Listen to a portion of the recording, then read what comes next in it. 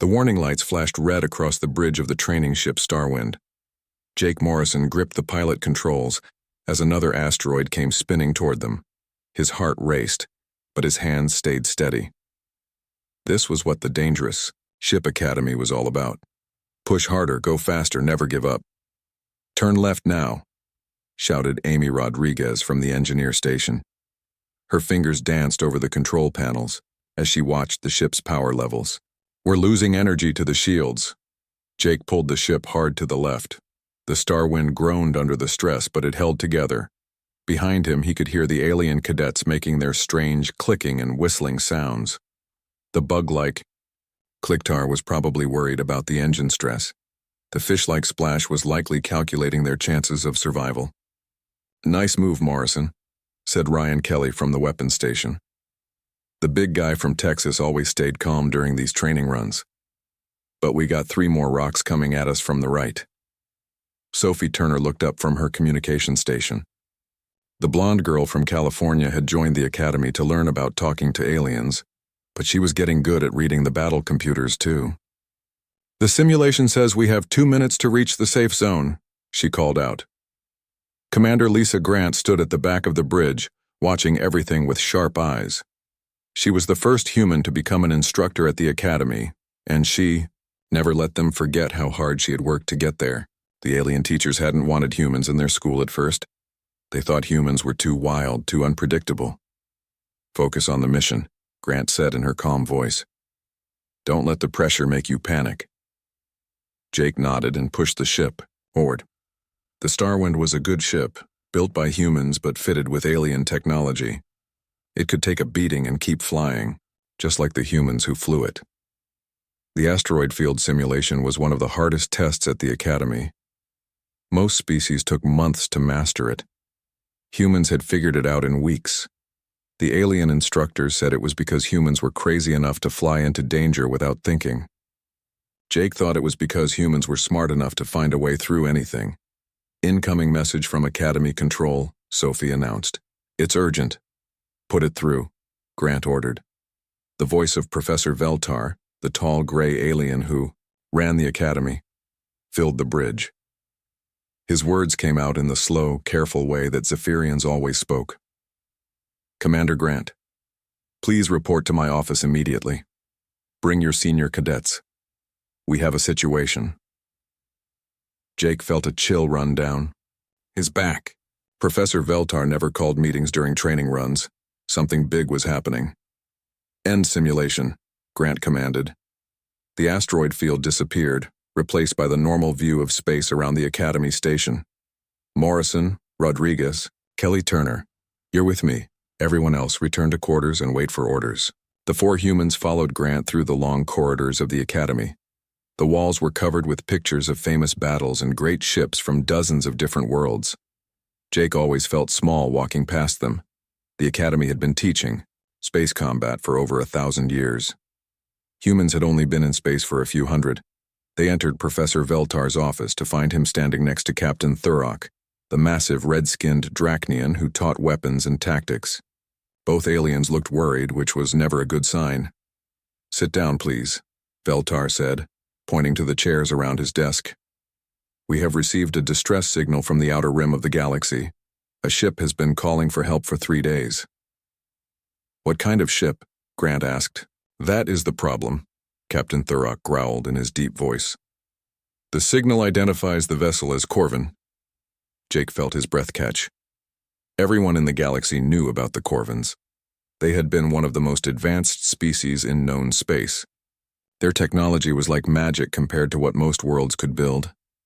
But they had disappeared over 2,000 years ago. Nobody knew why or how. That's impossible, Amy said. The Corvins are extinct. So we believed, Veltar replied. But the signal is genuine. Our computers have analyzed it completely. It is definitely a Corvin research vessel called the Whisper of Eternity. Could be a trap, Ryan suggested. Someone using old Corvin technology to lure ships into danger. We considered that possibility, Captain Thurok said. But our long-range sensors show the ship is badly damaged. It appears to be drifting without power. If it is a trap, it is a very convincing one. Grant leaned forward in her chair. What do you want us to do about it? Nothing, Veltar said firmly. This is far too dangerous for cadets. We will send a full military team to investigate. But the nearest military ship is 6 days away, Sophie pointed out. The distress signal might stop by then. Better to be safe than sorry, Captain Thurok rumbled. Corvin technology is not something to play with. Their weapons could destroy a planet. Their shields could stop a star. If something made them disappear, it might still be on that ship. Jake could see the frustration on Grant's face. She had worked so hard to prove that humans belonged at the academy. Now the alien instructors were treating them like children again. Commander, Jake said carefully, what if this is exactly the kind of mission we're training for? The academy is supposed to teach us how to handle dangerous situations. This is definitely dangerous. Too dangerous, Veltar repeated. I will not risk cadet lives on something so unknown. The academy motto is into danger through danger beyond danger, Amy added. We didn't come here to play it safe. Grant stood up slowly. Jake could see her making a decision. Professor, with respect, I think my cadets are ready for this. We've been training them for months. They've passed every test you've given them. No, Captain Thurok said flatly. Absolutely not. Then I'll take full responsibility, Grant replied. If something goes wrong, it's on me, not the academy. The room fell silent. Everyone knew what Grant was risking. If the mission failed, she would lose her job. Maybe worse. Very well, Veltar said finally. But you take only human cadets. If you are determined to be reckless, do not drag other species into your folly. Jake felt a mix of excitement and fear. They were going to investigate a real Corvin ship. It was the chance of a lifetime. It was also probably going to get them, all killed. But that was what being human was all about. The Starwind moved slowly through space toward the ancient ship. Jake kept his hands light on the controls as they got closer to the whisper of eternity. The Corvin vessel was huge, almost 3 times the size of their training ship. Its dark, metal hull was covered with strange symbols that seemed to glow faintly in the starlight. I'm getting some weird readings, Amy said from her station. The ship should be dead after 2,000 years, but there's still power flowing through it somehow. How is that possible? Sophie asked. She was recording everything for their mission report. No power source lasts that long. Corvin technology was different from ours, Grant explained. They could do things we still don't understand. That's why they were so powerful before they disappeared. Ryan was watching the weapon sensors carefully. I'm not seeing any active weapons, but that doesn't mean much. A ship this old might have systems we can't detect. Jake guided the Starwind closer to the alien vessel. The Corvin ship had docking ports, but they were built for much larger ships. Commander, we're going to have to use the emergency airlocks. I can't match with their main docking system. Do it, Grant ordered. But be ready to pull away fast if anything goes wrong. The docking process took 20 minutes. Jake had to use all his training to line up the small Starwind with the massive Corvin ship. When the airlocks finally connected, everyone held their breath. Seals are good, Amy reported. Air pressure is stable on both sides, but the atmosphere over there is really old. It might not be safe to breathe. We'll use breathing masks, Grant decided. Everyone grab emergency gear. This is a real mission now, not a training exercise. They suited up in the small airlock between the ships. Jake checked his breathing mask twice, then helped Sophie with hers. The emergency suits were bulky and uncomfortable, but they would keep them alive if the Corvin ship had problems. Remember, Grant said as they prepared to cross over, we're here to investigate and report back. We're not treasure hunters. Touch only what you need to touch, record everything. The airlock door opened with a soft hiss. Jake stepped through first, his boots making loud clanking sounds on the metal floor of the Corvin ship. Emergency lights came on automatically as they entered, casting long shadows down the corridor. The ship knows we're here, Ryan said, his hand moving toward his weapon. Those lights didn't turn on by themselves. Easy, Grant warned. The distress signal is still broadcasting. Something on this ship wants to be found. They moved slowly through the corridors. The The walls were covered with the same glowing symbols they had seen on the outside. The symbols seemed to pulse with a soft blue light that matched their heartbeats. "This is incredible," Amy whispered, running her scanner over the walls. "The entire ship is like one giant computer. Every surface is connected to the main system." "What kind of system could run for 2,000 years?" Sophie asked. "Something that doesn't need repairs," Jake answered. "Something that can fix itself."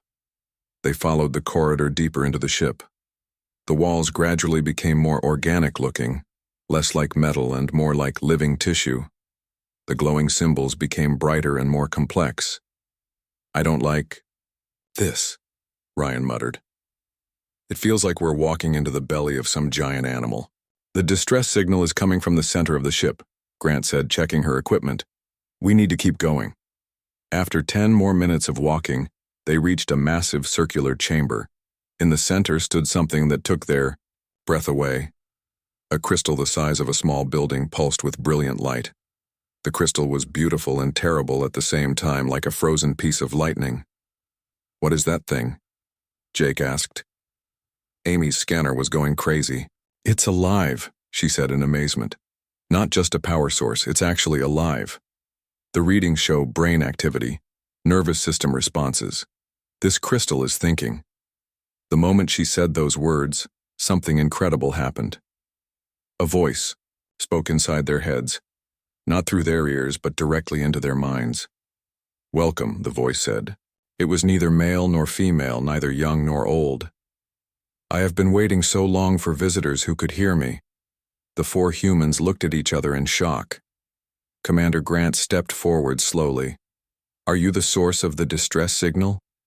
"Yes," the voice replied.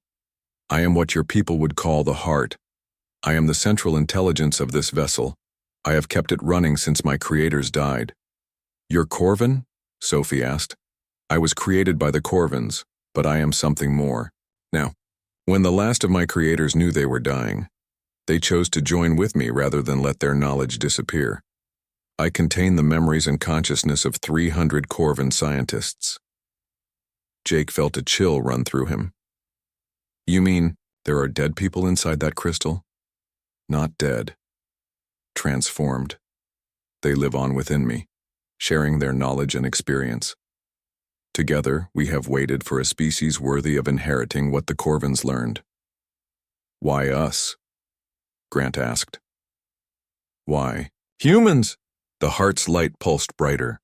"For 2,000 years I have tested every species that found this ship. The Zephyrians were too logical, unable to make choices without perfect information. The Drachnians were too aggressive, wanting only to use knowledge as a weapon. The Centaurians were too cautious, afraid to take necessary risks." Amy stepped closer to the crystal. "What made humans different?" "You combine logic with emotion in ways no other species does. You can be brave when bravery is needed, but you also care about others more than yourselves. You solve problems by working together, not by dominating others." Ryan wasn't convinced. "How do you know all this about us? We just got here." "I have been watching human transmissions for decades. I have seen your wars and your peace treaties. I have watched how you treat other species, how you learn from them instead of trying to control them. You are what the Corvins hoped to become but never achieved." The crystal began to pulse faster. "I can give you technology that will make humanity the most powerful species in the galaxy. Weapons that can destroy stars, shields that can protect entire planets, ships that can travel between galaxies in days instead of years." Jake felt his excitement building. This was beyond his wildest dreams. Humanity could become the rulers of the galaxy. But something in the heart's voice made him hesitate. "What's the catch? There's always a catch." The heart was quiet for a long moment. "The knowledge can only be given to pure humans. No aliens can be present when the transfer happens. And once you receive it, you will no longer be able to form emotional bonds with non-human species. The Mibo technology responds only to human thoughts and feelings." Sophie gasped. "You mean we'd have to abandon our alien friends? Forever?" "It is the price of power," the heart said simply. "Choose wisely. Other ships are approaching this location. You do not have much time. The four humans stood in silence, staring at the massive crystal. The heart's offer hung in the air like a heavy weight. Jake could feel his teammates struggling with the same thoughts that were racing through his mind. How long do we have to decide? Grant asked. The approaching ships will arrive in 4 hours, the heart replied. After that, the opportunity will be lost forever. The knowledge can only be transferred when the conditions are perfect. Ryan was the first to speak up. Commander, we have to think about our duty to humanity. This technology could solve every problem Earth has ever faced. We could protect our colonies from alien attacks. We could explore the entire galaxy. At what cost? Sophie shot back. We'd become monsters, cut off from every alien friend we've ever made, unable to feel anything for other species except coldness. Amy was running her scanner over the crystal, trying to understand how it worked. The heart is right about one thing. This technology is incredible. The power readings are off the charts. One ship with this technology could defeat an entire fleet. Jake thought about Clicktar, the bug-like alien who had helped him with his engineering homework. He thought about Splash, who had taught him how to navigate underwater planets. These weren't just classmates. They were friends. Real friends. What happened to the Corvins? Jake asked the heart. If this technology was so great, why did they disappear? The crystal pulsed dimly. They became too isolated, too focused on their own advancement. In the end, they had no allies when the great plague struck their worlds. They were powerful, but they were alone.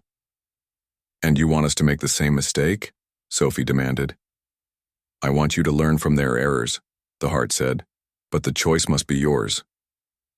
Grant walked closer to the crystal. What if we refuse? What happens to all this knowledge? It dies with me, the heart answered. I am old, even by Corvin standards. This ship will not survive much longer. When I fade, everything the Corvins learned will be lost forever. The weight of that statement hit them all. Thousands of years of scientific advancement gone forever. It seemed almost criminal to let it happen. There has to be another way, Amy said. Some compromise, some way to save the knowledge without giving up our humanity. There is not, the heart said firmly. The technology is linked to emotion and thought patterns. It cannot function properly. With mixed species input, it would become unstable, dangerous. Ryan turned to face his teammates. Look, I know this is hard, but we're talking about the survival of the human race. There are species out there that could wipe us out if they wanted to. With this technology, we'd never have to fear anyone again. Fear isn't always bad, Sophie argued. Fear keeps us humble. It keeps us working with others instead of trying to dominate them. Jake felt torn in half. Part of him wanted the power, wanted to make humanity the strongest species in the galaxy. But another part of him remembered why he had joined the Academy in the first place. It wasn't to become superior to aliens. It was to prove that humans could work alongside them as equals. What about our friends back at the Academy? Jake asked. Ryan, Clicktar helped you fix your combat simulator last week. Splash saved your life during that underwater training mission. You're going to throw all that away? I'm trying to save humanity, Ryan replied. Sometimes that means making hard choices. Amy looked up from her scanner. I'm detecting energy fluctuations in the heart. It's getting unstable.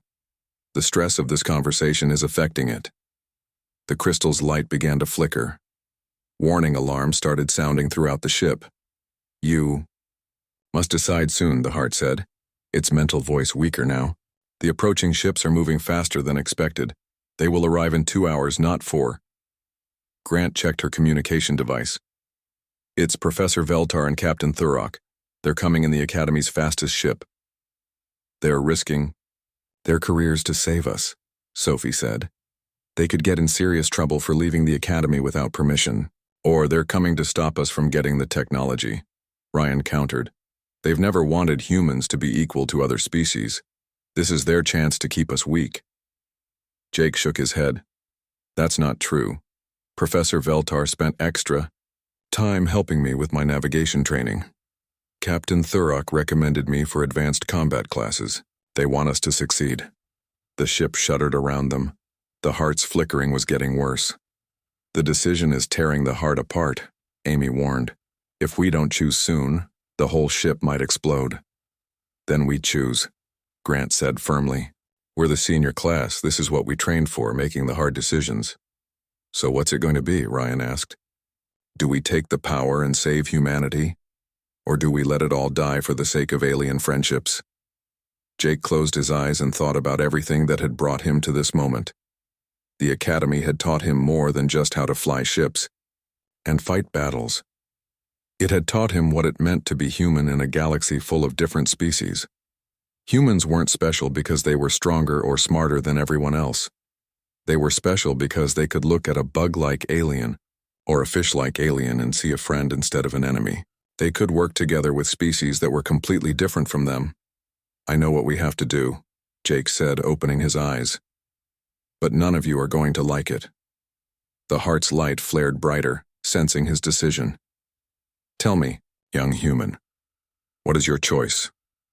Jake looked at his teammates, at Commander Grant, at the incredible crystal that held the knowledge of an entire civilization. We're going to try to save everyone. The knowledge, our friends, and our humanity. All of it. That is impossible, the heart said. Maybe, Jake replied, but we're human. Impossible is what we do best. The ship shuddered again, more violently. This time, through the chamber's windows they could see lights approaching in the distance. The rescue ships were almost there. How? Amy asked. How do we save everything? Jake smiled, the plan forming in his mind. We're going to show the heart what it means to be truly human, and we're going to do it before this ship tears itself apart. The crystal pulsed once, brightly, as if it was curious to see what these strange creatures would try next. Jake stepped closer to the flickering crystal. The heart's light was growing weaker with each passing moment. The ancient ship groaned around them as systems began to fail. You want to understand humans? Jake said to the heart. Then let me show you something. Amy, can you connect your scanner to the heart's communication system? Amy's fingers flew over her equipment. I think so, but why? What are you planning? Trust me, Jake said. He activated his communication device and switched to the emergency frequency that connected to the Academy. Clicktar splash, can you hear me? The reply came through with static and interference, but it was clear enough. Jake, you are alive. It was Clicktar's clicking voice. We were so worried. The professors left to find you, but we thought you might be dead. We're okay, buddy, but I need your help, both of you. Can you access the Academy's communication system and patch through to our location? Of course, Splash's watery voice bubbled through the speaker. Anything for friends. Amy looked confused. Jake, what are you doing? The heart said the technology only works with pure human emotions. That's because the heart doesn't understand what human emotions really are, Jake replied. He turned back to the crystal. You've been studying humans from a distance, you've watched our movies and listened to our radio signals, but you've never experienced what makes us truly human. The heart's light pulsed weakly. Explain. Our strength doesn't come from being pure or separate, Jake said. It comes from our connections with others, even aliens, especially aliens. Through Amy's scanner connection, Jake could hear more voices joining the communication channel. Not just Clicktar and Splash, but other alien cadets from the Academy. They were all talking at once, worried about their human friends. The human cadets are in danger, came the voice of Zex, a plant-like alien from the agricultural worlds. We must help them somehow. If only we could reach them, added Vorth, a crystalline being from the asteroid colonies. Sophie caught on to Jake's plan. Heart, can you hear them? Can you feel how much they care about us? The crystal's light flickered, but not from weakness this time. It was surprise. These aliens, they are genuinely concerned for your welfare. They are not pretending. Of course they're not pretending, Ryan said, finally understanding. They're our friends, real friends. We've trained together, studied together, helped each other through the hardest parts of Academy life. Through the scanner, more alien voices joined the conversation. Stories began pouring through the connection. Clicktar talked about how Jake had helped him understand human humor. Splash described how Sophie had taught her about human art.